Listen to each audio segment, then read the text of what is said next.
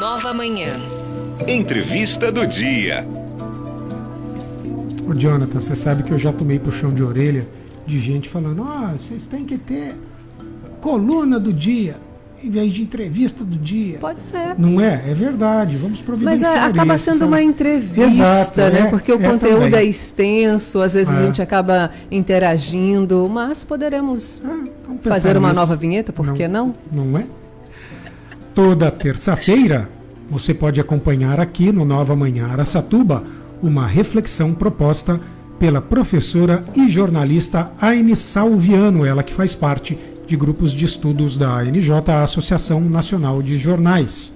A coluna dela, toda terça, é a Ouse Saber, no qual a Aine pega uma notícia que está em pauta, não necessariamente, mas normalmente é assim, né, Aine? Pega uma pauta da imprensa nacional, desdobra, analisa e oferece o ponto de vista dela sobre o assunto. Às vezes ela pega um cenário composto pelas últimas notícias. Por exemplo, a Aine hoje vai abordar a liberação do uso de máscaras contra a Covid-19, questionando inclusive a guerra de narrativas e as fake news em torno aí do assunto. Bom dia, Aine. Bom dia a todos, que seja uma terça-feira melhor do que a segunda e assim Que vamos assim todos seja. os dias. Vamos lá. Minha proposta hoje é justamente falar sobre essa expressão guerra de narrativas. Temos ouvido muito essa expressão, mas o que ela significa? Então eu vou exemplificar com a notícia do decreto do governo do estado de São Paulo, que aboliu o uso de máscaras nos ambientes abertos e fechados. Então, essa notícia, ela veio pautada com uma série de informações. O governo do estado adotou esta medida porque outros locais do Brasil já tinham adotado, Rio de Janeiro e Brasília, mas também embasado em números. O estado de São Paulo é um estado que está à frente da vacinação, tem quase 80% da sua população vacinada, viu os números de atendimento nos hospitais diminuírem e o número de mortes também, então decidiu pela medida. A medida foi implementada desde a semana passada e a gente percebe que algumas pessoas já retiraram as máscaras e outras pessoas permanecem com a máscara. Quando ouvimos os especialistas em saúde, eles acreditam que esse ainda não era o momento de tomar esta medida. E, de novo, eles também estão embasados nas pesquisas que fazem e nas notícias que circulam no mundo.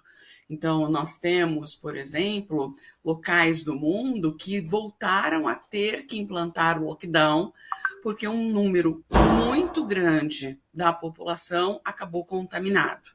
Nós já temos outros locais do mundo que aboliram a máscara e voltaram a obrigar o uso de máscara porque viram os índices subirem demais. Então, o que é uma guerra de narrativa? Na verdade, é receber uma avalanche de informações e cada informação trazer um ponto de vista, baseado em fatos. Eu tenho guerra de narrativas com duas verdades e eu tenho guerra de narrativas com verdades e mentiras. Então, deixa eu explicar essa com duas verdades. O governo do estado de São Paulo, baseado em números, adotou essa medida de abolir as máscaras. E os especialistas, baseados em números, dizem que não é hora ainda de tirar as máscaras. Qual é a verdade, né?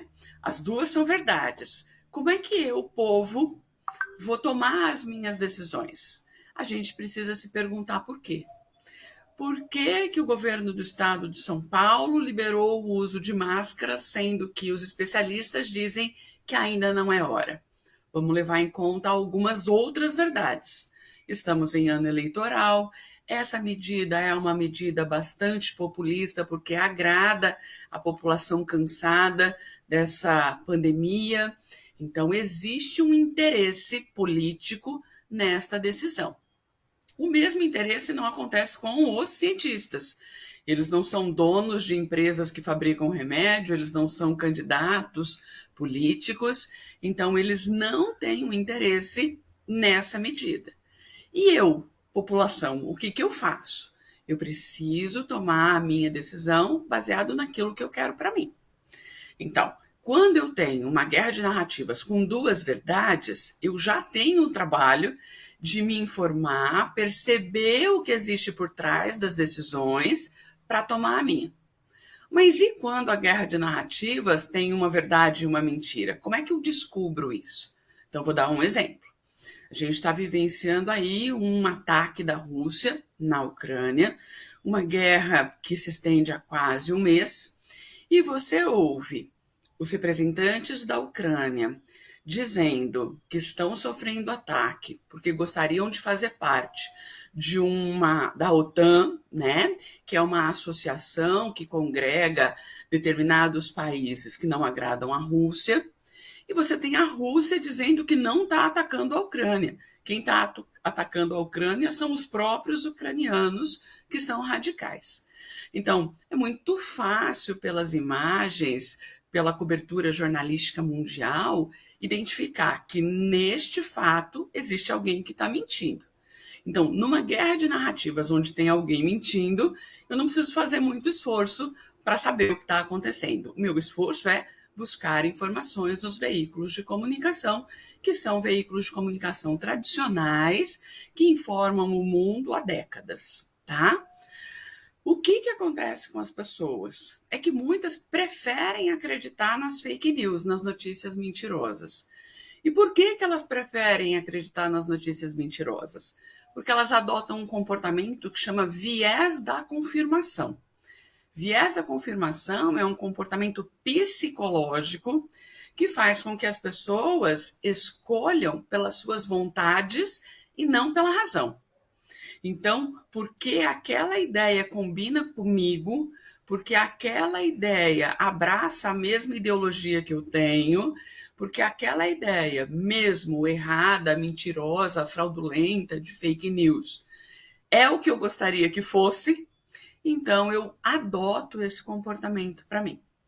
E aí a gente já tem um problema seríssimo, porque quem usa do viés da confirmação para se cercar de mentiras, porque essas mentiras lhe convêm, ela está deturpando toda uma sociedade. Então, a gente sabe que fake news é crime, a gente sabe que fake news não ajuda a sociedade como um todo, ajuda pessoas ou grupos a obterem aqueles resultados que lhes convém, mas é responsabilidade da sociedade, do povo, de pessoas simples como eu e você, não permitir que uma mentira se transforme em verdade. A vida já é muito dura com as verdades, mas escolher entre duas verdades é sempre o ideal. O que eu não posso é escolher a mentira em vez da verdade, porque aí eu não estou só me enganando. Eu estou condenando uma sociedade inteira a riscos que são muito graves. Fake news matam. Fake news matam. A gente viu isso acontecer durante a pandemia. Pessoas que não receberam o tratamento adequado, pessoas que não conseguiram o atendimento ideal porque estavam adotando remédios ou procedimentos sem nenhuma eficácia. Então, o que a sociedade precisa entender? A guerra de narrativas, ela vai existir, ela sempre vai existir. O papel do jornalismo é procurar a verdade. Lembrando que a verdade é um conjunto de informações. Não adianta eu ouvir só um ou outro para estabelecer a verdade. Eu tenho que ouvir a maior quantidade possível de pessoas para que essa verdade seja estabelecida. Não adianta, o jornalismo tem muito disso, né? Ouvir o outro lado. Na verdade, deveria ser ouvir todos os outros lados. Mesmo numa briga entre uma pessoa e outra, cada um que observa a briga tem a sua versão. Então, o nosso papel é estabelecer a verdade a partir da maior quantidade possível de informações. Então, vamos nos acostumar com a guerra de narrativas, mas vamos nos educar a buscar a verdade para tomar as nossas decisões. Perfeito, Aine. Perfeito. Existem outras questões aí que eu proponho a você que nós desdobremos em colunas posteriores, porque além disso tudo, a gente que sempre vem falando aqui da necessidade de as pessoas, assim como você fez, buscarem a verdade, bebendo de várias fontes, e se não ficarem satisfeitas com os veículos de comunicação. Existem as fontes primárias.